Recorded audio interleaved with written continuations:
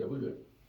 And we're back. This is Third Coast Radio. If you were just tuning in, of course, I'm in the building with the cool kids, Kayla Renee, Dreon Santana, House of Mars. And as promised before we went into the break, we got Micah Smith representing Empty Atlas in the building. Hey, Mr. House Five. Micah himself is in the building. So, of course, if y'all have been listening, we played the new single by Empty Atlas in the pick 3, Matador. All right, so we very rarely have had a guest in the studio that was here the same night that their song debuted in the pick 3. So this is kind of a special thing. So yeah, I'm glad to break through different walls. You're breaking barriers, and breaking walls down, man. So let's talk about this new single real quick, man, because of course you guys have been on Third Coast. You were actually one of the first guests that we had on Third Coast when we started back many episodes ago. So what's been happening with Empty Atlas, and then let's talk about this new single, Matador.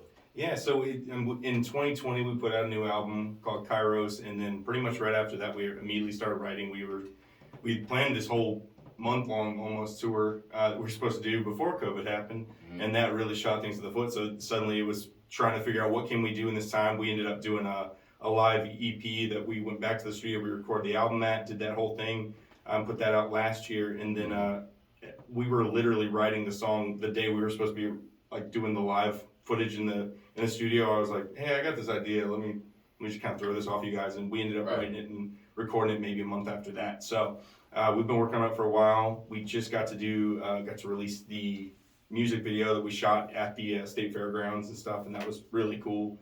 They were nice enough to let us shoot there. So yeah, we're really proud of everything. And yeah, the new song's called Matador. Got to record it with a good friend of ours that was based in LA, did that whole album with us, Tyler Spratt, and he just moved to Georgia, so he's in Atlanta now, and he's killer. He's the absolute best. So what's the inspiration behind Matador? Why'd y'all call it Matador?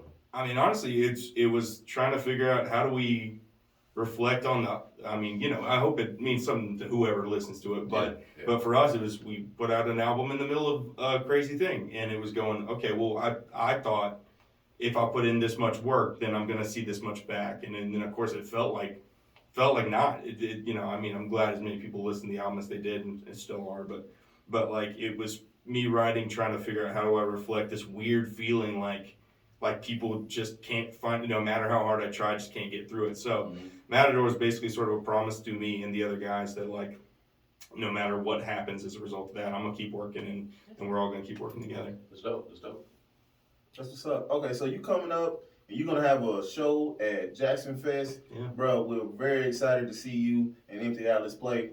But how important is it for a live band to have that chemistry? Because y'all been together for a while now, so how important is that chemistry when y'all doing shows together? Yeah, we started playing together in end of 2016, and we've pretty much been playing all around the region and stuff since then. So, it makes all the difference to me. Like, how to play off of each other. We like to kind of challenge each other and try to do something that's going to surprise each of us. Like, some of my favorite footage of us ever is just like cuts to our bass player's face. It's just he's surprised by something somebody did because he can't hide it at all. So, but honestly, it's how you can trust that person to be creative and put their all into it, and that's everything. Yeah, gotcha. I know you and your band, you guys have performed like a lot of different venues and whatnot, but it was bringing up Jxn Fest. And, it's like I guess we want to call it like a Mississippi Coachella, right? Yeah. So it's like, how have you guys been preparing for this 3-day event that's taking place? So I'll tell you this, our guitar player, I don't know, we haven't really made this public yet, but our guitar player is actually about to move to Nashville. Wow. So this has been like us basically going, this is going to be our last blowout thing with him. And we're still going to play. He's going to come back in town. He's got too many friends and family here. Yeah. He's not going to leave us all the way, but this is going to be a big kind of going away thing for him. So we've been working on some really special stuff. Really, really excited about it, and I'm hoping we can get some special guests on stage with us and stuff. We're working on a lot right now, but.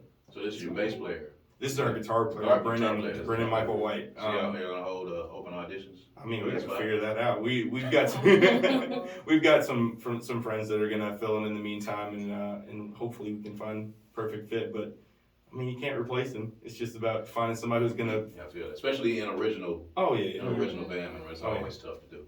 Oh yeah. But we're really excited. I mean, it's gonna be good for him, and yeah, we're still gonna play with him all the time. He's gonna come. I mean, we're gonna make him come down here.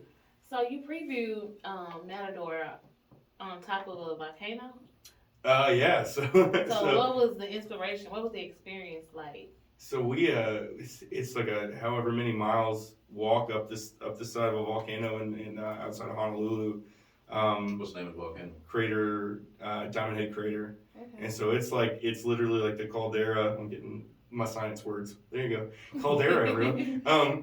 So we did this whole long hike up there, and it's pretty nuts. And I'd just gotten the final mix the day before, and so me and my wife were in Hawaii just visiting because we saved up a bunch of money, try to do something special. Mm-hmm. And I was like, all right, this could be cool. It's like at the end of the hike, so I'm sweaty as mess in that video, but it was really cool. And I mean, it's truly like one of the coolest looking places. So I was like, I can't think of a better place. One of my favorite things is there's these people from Phoenix, Arizona, who are standing next to me and listening to the song and stuff. We're like, where can I hear that right now? And I'm like, nowhere. Right. Yeah. It's always good to catch up on those new fans Mm-hmm. when you're out traveling. So Jxn Fest is a pretty big deal. Just talk, a little bit about why you think Jxn Fest is important, and when you heard that Jxn Fest was happening, what were some of your first thoughts? You having written about music in Jackson and being a part of a band in Jackson and being part of Jackson Indie Music Week. When you heard about Jxn Fest, what were your thoughts? Yeah, I mean, this is the kind of, Indie Music Week and everything, it all kind of feeds into each other, right? It's like this kind of stuff, the more you can do it, the more the scene kind of grows, the more local artists just have that ability to challenge themselves and keep pushing. And this is kind of, to me, like potentially the culmination of that stuff, where, we hope it can be an ongoing thing. I'm speaking for Shell and Will and all the guys they're running it, but I mean, I know their heart is to make this something that can keep growing every single year and keep giving Mississippi artists and in the South in general the chance to really shine and show like we're doing stuff at another level than people are hearing all around the country. Yeah, that's really dope. So, what's next? Matador, the single is out. What's happening? Is there going to be a full-length album? Are you going to be dropping singles? Like, what's the next move for Empty Atlas? So singles are probably our future for a little bit. I mean, I have to fight myself to not write a full album every time I write a song. I'm like, that could be really cool. But I will tell you, like, this next group of singles all kind of feed into one idea. So I hope that they can kind of continue telling one story, even though they are singles, each one kind of adding something new. So I'm really excited about that. Let's go. That's dope. How's it going back and doing live shows again? I see y'all are going back and traveling, and COVID was something else, and now you're out there and you're doing shows again. So how's that feeling, getting back out there? I'll be honest, it's surreal.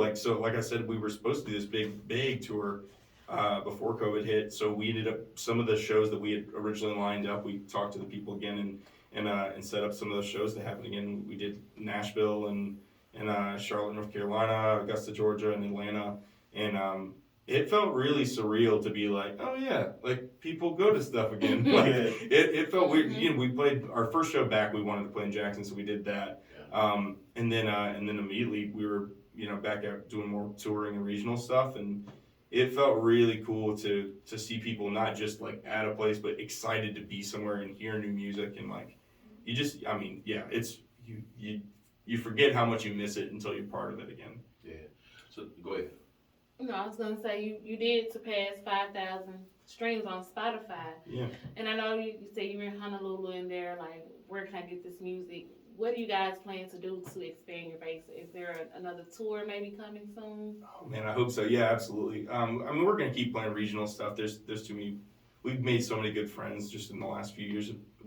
Few years before COVID, of touring and everything. And we've got a big festival that's going to happen in Florida that I can't say anything about, but we're going to be able to play that a little bit later this year. So we've got some festivals lined up, and it's going to be cool. And we'll keep kind of announcing stuff on Instagram and all that stuff as we go. Good deal. So, real quick, I don't think we've ever asked any, of the other bands this, but, if you were to put together your dream show here in the city with bands in the city that you played with, or bands that you've heard that you really dig, and you want to put a show together with you and two other bands, who would those bands be?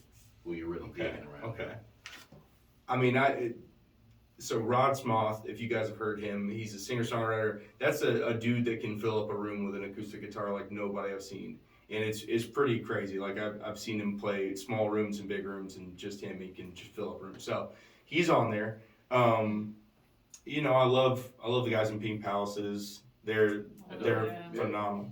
Love those guys, and they're just also just fun to hang around with. That's what you want too. Yeah. You want somebody who's gonna like enjoy playing and just fill the room with that. So they're on there. We have a really good friend of ours, Ann Spriggan, is a singer-songwriter here in town, and like I think nobody around here knows him as much as they should, because he's writing like very kind of pop-centered stuff, but I mean, he's phenomenal. He needs to send us some music then. Send him Oh, I know it. I know it. He does. He's so bad at self-promotion, so I'm gonna do it for him. He's phenomenal. He's a really great writer and somebody who just puts like heart into song. It's pretty amazing. So if people want to get in touch with Empty Atlas, they want to follow you, they want to hear the music, they want to book you, now's the time. Give them all the information. Yeah, you can find everything at emptyatlas.com. We're all on Instagram and Twitter a little bit, TikTok, and everything you can possibly name, except Trump's thing. We're not on that. Yeah. Nobody's on that. Nobody's on At that. least they're here right now. Somebody's on it, but nobody in this room. So there it is, ladies and gentlemen, Empty Atlas. Micah Smith representing. Make sure you're out to see them May 27th through the 29th at Jxn Fest. They're going to be performing with a host of other fantastic artists. And make sure you check out the new single, Matador, that just dropped, that we just played in the Pick 3 here on Third Coast Radio. Probably before, everybody. We are on that's what we the do. cutting edge of the new independent music in the state, because we broadcast to all 82 counties. I'm going to keep saying that because y'all need to keep hearing it. All right? So we're going to come back, man. We got more music. This is Third Coast Radio. See you in a bit.